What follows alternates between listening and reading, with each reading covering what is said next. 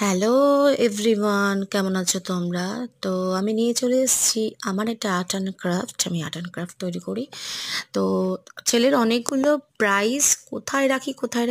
তো এই 4টে তাক তৈরি করলাম। দেখো, এখন প্রথমে ব্ল্যাক টেপ দিয়ে করেছি, ভালো করে মুড়ে নিয়েছি, যেরকম করে তৈরি করেছি দেখতেই পাচ্ছ, এবং তারপর গোল্ডেন রিবন দিয়ে মুড়ে দিয়েছি।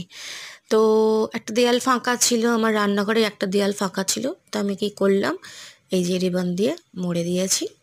তো রান্নাঘরের এক সাইডে দেয়ালে এই মিশো থেকে এই জিনিসগুলো কিনেছি, কিনে এই দেয়ালটায় সুন্দর করে বসিয়ে দিলাম।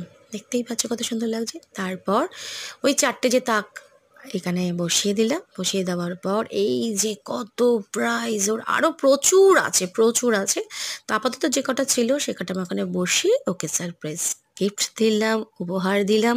ওর তো ভীষণ ভালো লেগেছে। তোমাদের কেমন লেগেছে অবশ্যই কিন্তু জানিও। তো গুড বাই।